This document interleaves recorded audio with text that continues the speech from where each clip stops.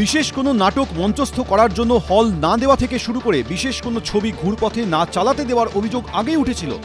এবার পরিচালককে ব্যান করা নিয়ে উত্তাল হয়ে উঠল টালিগঞ্জের স্টুডিও পাড়া। ফেডারেশন অফ সিনে টেকনিশিয়ানস অফ ইস্টার্ন ইন্ডিয়ার নিয়ম না মেনে বাংলাদেশের শুটিং করায় পরিচালক রাহুল মুখোপাধ্যায়কে 3 মাসের জন্য ব্যান করে directors association of eastern India. এই অবস্থায় রাহুল মুখোপাধ্যায়ের পাশে দাঁড়িয়েছেন অনেকেই। পরিচালক কমলেশ্বর মুখোপাধ্যায় ফেসবুক পোস্টে লেখেন, বাংলা চলচ্চিত্র রাঙিনায় রাহুল মুখার্জি আমার অনুজ প্রতিম। নতুন ছবি তৈরি করার ক্ষেত্রে প্রথমে ছবির পরিচালক হিসেবে এবং পরে ছবির সৃজনশীল পরিচালক হিসেবে কাজ করার ক্ষেত্রে আগামী 3 মাসের জন্য তার উপরে নিষেধাজ্ঞা জারি করেছেন চলচ্চিত্র ফেডারেশন। তার কারণ তিনি ফেডারেশনের অনুমতি না নিয়ে বাংলাদেশে কোনো কাজ পরিচালনা করেছেন। এ বিষয়ে রাহুল পরবর্তীতে লিখিতভাবে মার্জনা চাইলেও ফেডারেশন শাস্তি দিয়েছেন রাহুলকে। আমি ফেডারেশনের তরফে রাহুলের বিরুদ্ধে এহেন পদক্ষেপের বিরুদ্ধ মত প্রকাশ করি। একটা সংগঠনের অন্তর্ভুক্ত তারা হতেই পারে, কিন্তু কখনো যেন সেই সংগঠনের নিয়ম আবার তাদের উপর চেপে না বসে, তাহলে কোথাও একটা রেজিমেন্টেশন আসে এবং সেখানে এক্সপ্রেশনের যে ফ্রিডমটা সেটা নিয়ে প্রশ্ন ওঠে।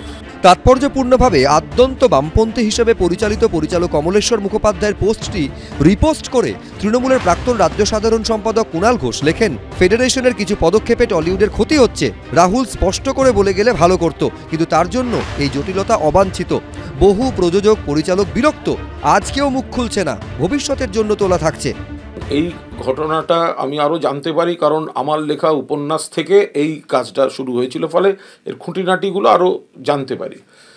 এই জায়গায় টালিগঞ্জ ইন্ডাস্ট্রিতে একটা সাফোকেশন কাজ করছে, যেহেতু ফেডারেশনে অনেক মান্যিগুণী ব্যক্তি আছেন, অনেকে অসন্তুষ্ট হলেও বলছেন না, কিন্তু ভবিষ্যতের জন্য তাদের এইসব ক্ষোভগুলো তারা পুষে রাখতে বাধ্য হচ্ছেন।